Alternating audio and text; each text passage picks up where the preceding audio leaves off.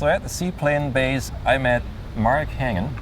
Mark, we've known each other from Beach Talk for a long time. We have. Many years, but never met in person until today. Well, you're better looking in person, for the record, just so you know. Even better looking. Yeah. And Mark kindly offered to take me up for a ride in his Cessna 185, which we're going to step into here and take for a splash. And Mark, tell us a little bit about the airplane. I know land planes. I expect most of my viewers know land planes, but I have really no experience with seaplanes. Well, the neat thing about this airplane is it's multi-use. It's amphibious, so we can land on the land. We can also land on the water, and then we take the floats off during the non-seaplane season, let's say, and run it on wheels. It's a tail dragger, and then in the winter we put it on skis. So it's a multi-use airplane. When you're on floats, obviously you have access to the water, whereas with an airplane, a wheel airplane, obviously you wouldn't. I think that one of the very important things about a seaplane is that when you land on the water, every landing is technically an off-airport landing. And if you're a wheel-based aircraft, when you hear the words off-airport landing, that means something bad happened. Typically, I got a little nervous when I hear that. Yeah. So one of the key things about a seaplane is really thinking ahead about your landing spot and then inspecting your landing spot very thoroughly. You're looking for logs, rocks, it could be swimmers, boaters, jet skiers, etc. Swimmers, you just have to be very careful where you're landing because it can make for a very bad day hitting any of those things. Absolutely. The other thing unique about a seaplane compared to a wheelplane is there are no brakes on a seaplane when it's on the water. The good news is there's a lot of friction between the water and the float, so it'll slow down fairly quickly, but you have to be thinking more like a boater without a reverse propeller. But you think more like a boater when you're on the water. And as it turns out, the rules work pretty well in that regard because when you're on the water, you're supposed to conform to boating rules. And then when you're in the air, you conform to flying rules. So it's a combination of those two things. I see. So when the Coast Guard pulls you over, they're going to ask for things that a boater would expect to have, maybe a whistle, a radio, a marine radio, life vests, etc. No one's going to pull you over in the air. So that's one of the bad things about it. You can be pulled over. Okay. So I see 4 seats. See 2 controls. What kind of engine? How many horsepower? Yeah, this is a Skywagon. It's a 185, built 1979. It's got an Continental IO 520 engine. It can be upgraded. You can put a 550 in here. It is a heavy hauler. It's 1,500 pound useful load. So you can carry a fair amount of stuff with it.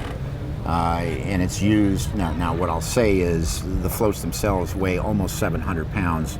So you have to be aware that it's going to perform a lot different with the floats on, or in this case the amphibs, which were even heavier, say, than on wheels. So what else about the airplane?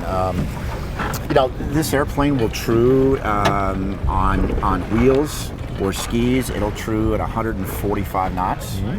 On floats, or amphibs, we typically see 120 knots. And I keep switching between floats and amphibs. There are straight float versions of this airplane. Obviously, they don't have as much flexibility, but if you were, say, in Alaska and you were running charters or whatnot, a straight float has an advantage because it's a lot less weight, less expensive, less maintenance, and so typically that's what you see. Okay. All right. All right. Shall we get in? Sure. Take it for a spin? Let's do it. All right. Hey, Martin, you got to get me walking out here on this, because if it breaks, it'll be a great photo. So this wire allows you to walk between the floats, which can be handy if you're docking on this side and you're alone, rather than trying to slide through the cabin. You walk across here. What I will tell you is doing it barefoot. That's a bad idea. Yeah. This goes on your front. Oh, okay. That goes behind. There you go. And this. New rules this year. Take the straps going back. You can take off during the air show. Oh. long as it's not a So we don't need to worry about the TFR. Yeah, as long as what? it's not a Ready? hard Good to go. I think I cut TFR. your head off. Are you ready? I am just about ready. Hang on one second.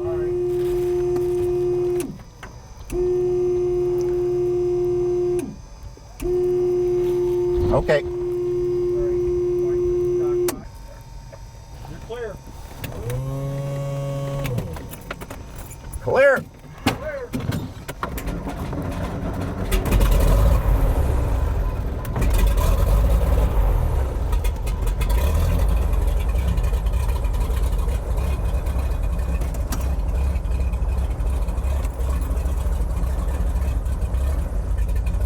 Landing gear is up. For water landing. Okay, so that's telling you that the landing gear is up for water landing. That's what we want. That looks like a really nice panel for a small airplane. Enabled. Yeah, that's pretty cool.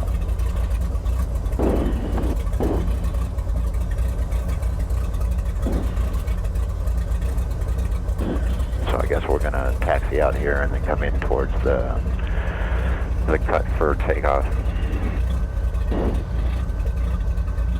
Okie doke, no other reported traffic, airborne traffic, just be advised of the boat traffic, and then the TFR, just stay under 300 feet until you get out of the airspace. Yeah. Has anybody taken off just straight out? Yeah, there's been a couple, it's really at the pilot's discretion. Last ATIS was 220 at... It was 220 what? 220 at 7. Currently on our point, we're showing 3 miles per hour. Yeah, okay. You know what? I'm just going to take off straight out.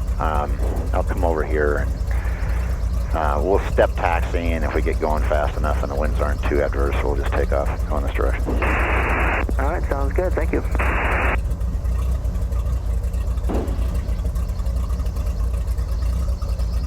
So the TFR is in effect because the air show is going on right now, but we can stay under 300 feet and then we're going to be okay? That's correct. And we're just going to go down here and turn around. I mean, it's not too bad distance-wise. We got the whole lake here. But usually when you're constrained in a lake, you want to go to the very edge, realizing, of course, that obstacles under the water are more prevalent on the edge than they are. Sure, yeah. So you got to watch that. And the constraint you're talking about is the available takeoff distance? Correct. All right. You ready, Martin? I'm ready. Let's do this. So what you do, yoke all the way back, full power. And you're waiting to get the airplane up on step. And the step is up on its floats.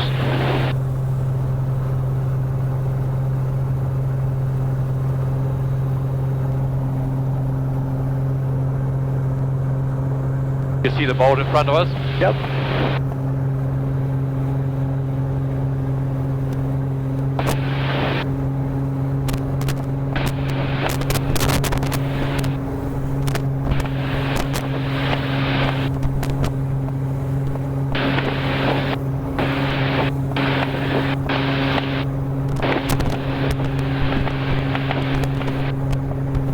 So here's what's happening. We're going to bring it to a stop. And we're going to turn it around. Okay, because the wind's behind us. Oh, okay. And when we get outside of that the lagoon, what happens is the wind, like a microburst, is pushing down as it comes over. Okay. All right, so you get out here. Now we'll take off into the wind. We were taking off with a tailwind there. I see. And that was really what was going on. Now watch what the other thing you do. You pull up the water rudder, and it will weather vane into the wind. So you'll know exactly which direction the wind's coming. Oh, there's no guessing. Because it will come straight into the wind. Okay? Okay. There you go. And you see how much windier it is out here? Right. So let's do this. Let's go out just a little bit further. Uh-huh. All right? We'll go out just a tad more. It'll make a difference with the wind.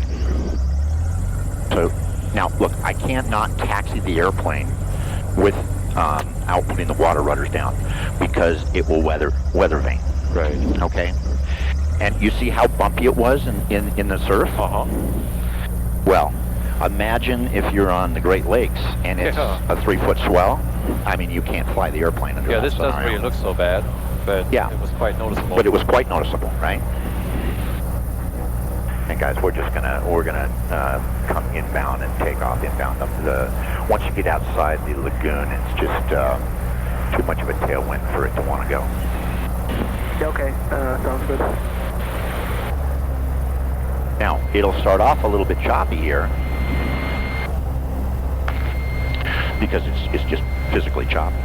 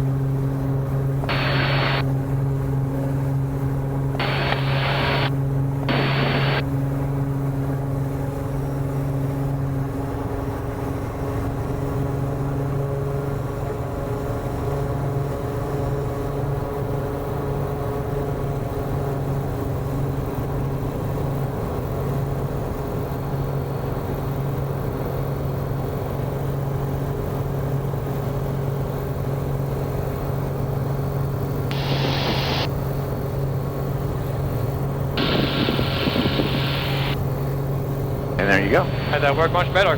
Much better. And so, an important point, right? And that is that these seaplanes are extremely susceptible to winds. Right. And surf. A number of people, and there was an accident earlier this year of a beaver up in Alaska, where the pilot lost his life, and the mother and the child were badly hurt. And he was circling around a lake that was short to get it up on step, which means the floats are out of the water and it's essentially skimming like a stone across the water. And that reduces the drag, right? That reduces the drag. Then the airplane picked up speed. But these winds come in over the trees, and it's not as strong as a microburst. Right. But they are pushing down on the airplane. And one of the issues is if you don't give yourself enough room, you reach a point where you can't climb over the trees, and you can't put it back down in the water. And I think that's what happened to them. And Okay. bad outcome. So, you know, especially when you're on a short lake, you never ever take off with any tailwind because of that impact. Right. So anyway, now we're airborne, okay? And this is an airplane, all right? It's just, you know, it's a little heavier because of the floats. It tends to, you know, keeping the ball in the center is a little bit more difficult. You know, I've always thought a yaw damper in an airplane with the floats on would be a real help to the pilot because it tends to skid a little bit. But this is just basically an airplane now, and if you want, you can fly the airplane. Sure. You know. Hold it at 1,000 feet. Yeah, just 1,000 feet. This is 750 feet, so we're 200 feet AGL. And you see now the ball's on the inside, so you just want to get a little right. You'll need more right rudder and left. So, at any rate, this just becomes like a regular airplane, realizing that you got to use a lot of rudder to keep it coordinated in the turns. Yeah, it looks like even in straight and level, it needs some right rudder to be happy. Right, and if it's a little windy, it'll be bouncing back and forth, and you'll be always, you know, one of the things they'll say with any float plane is you really, and any tail dragger is you have to be very rudder aware. So just, you know, FYI. Oh yeah, that requires a lot more rudder than any airplane I've flown. And you see you're descending right now, which is fine, but yeah. So this is a very rudder-centric airplane. And then you're not going to climb as well, and if you want, you can climb now. So you want to climb over those The wind windmills, generators. Yep. I mean, you're going to get, you know, you're going to climb at about 80 miles an hour, 80 knots, right? And you're going to get 500-600 feet a minute. Now, if this was on wheels, you'd be get, you know, 1,500 to maybe even 2,000 feet a minute, depending on the winds. So you can see, you know, that this is a little less performance in that regard. But on the other hand, this is considered a high-performance seaplane or amphib because it is, in fact, a 185, 300 horsepower, so on and so forth. So the J3 Cub would be much slower even? Yeah. Now, it has the advantage of being lighter, all right, but nonetheless. Yeah, other than the heavy right rudder that I'm pushing, it feels quite normal. Yeah, it's just another airplane. All right, you can take it back towards the water.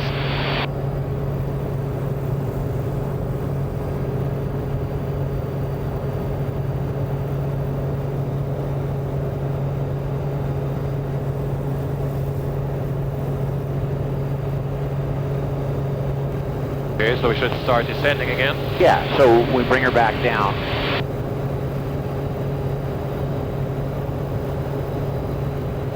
And again, it's 750 feet, so we want to be, by the time we get to the red line, we want to be 1,100 or less.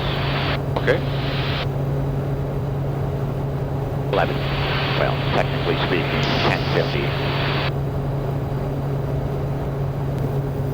And I lost track of where the seaplane base is. Oh yeah, so here's Warbird, and the seaplane is at URS 63. Oh, okay.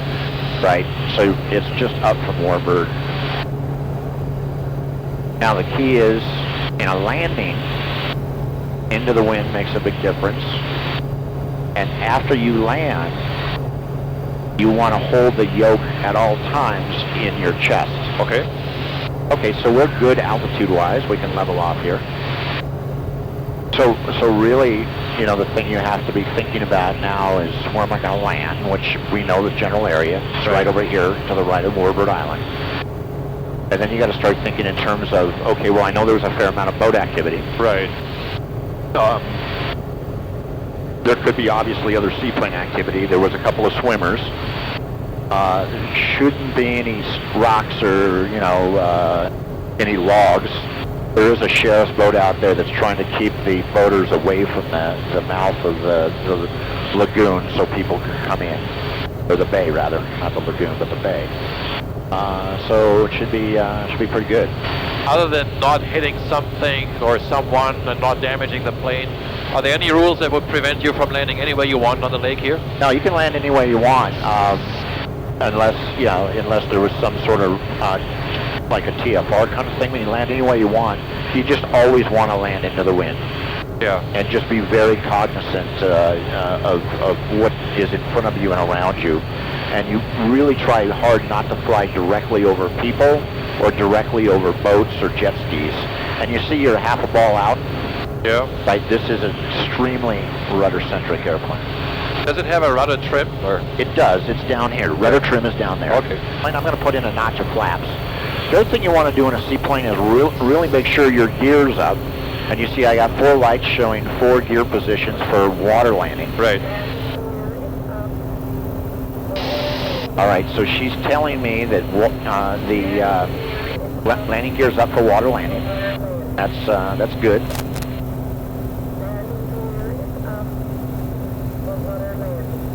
Okay, and I can mute her. And plane base, it's 4742 Echo. We're coming in early. 4742 Echo. How many souls on board? That's just the 2 that we just took off with. All right, excellent. Just advise boat traffic and no other airborne traffic in the area. Roger that. Well, that's encouraging that he wants to know the souls on board. Oh yeah. And we know the wind's coming out of the west. So we're basically on a left base.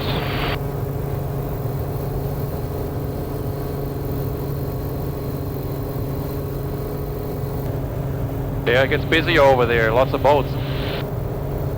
Yes, indeed.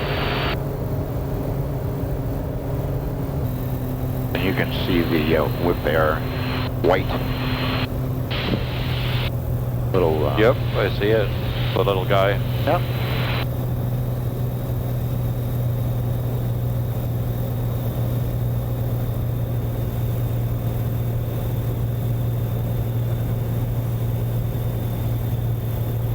And it's real choppy out here, so we don't want to land out here, but you see it's protected in the bay. And we'll slow down real fast once we touch down, right? Yeah. But again, that's something that you have to sort of get used to.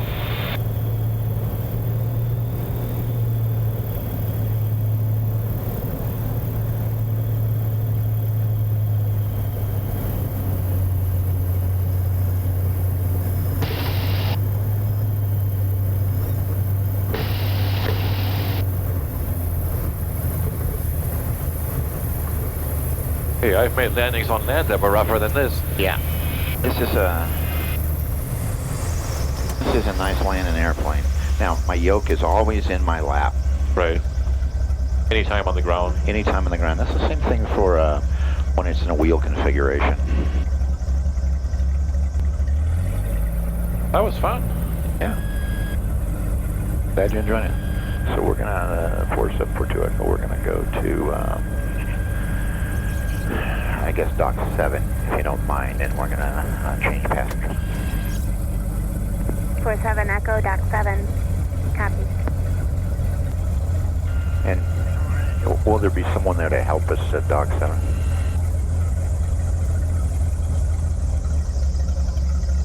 Echo, we're gonna double check. Okay. So when you get to a new place for the first time, is it like an FBO where there's somebody on the ground that will help you dock? 47 Echo, there's no one currently on dock 7, but we can send someone possibly to help. Yeah, that we're gonna need that.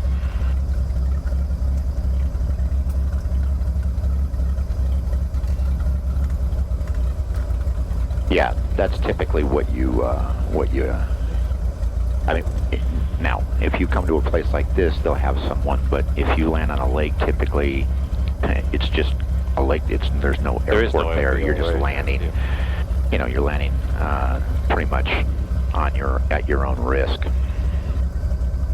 And how hard is it to dock the plane on your own? Say you have a dock on a lake. So you've heard the expression, a Chinese fire drill? Well, Yes. that's what it is. Okay. If you're by yourself, it can be a real doozy.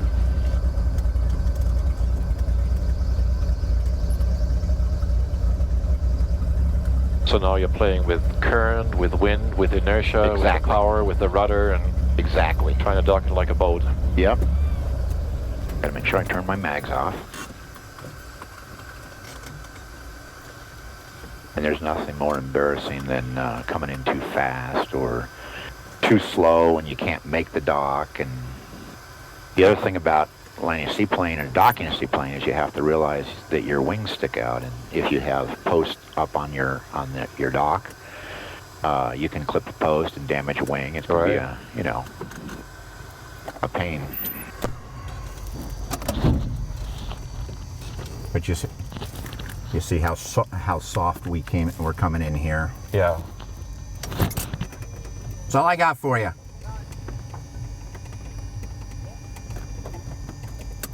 See, because the wind's fighting me a little bit here. So now he can grab the wing and he can spin the airplane. When you grab the wing, it's quite easy to maneuver the airplane in the water. So he's grabbing it and pulling it over. Yeah, it's a long arm to spin it around. Yeah. Okay. Thank you, Mark. That was a lot of fun. You're welcome, Martin. I hope you accomplished what you wanted to accomplish. I will obviously.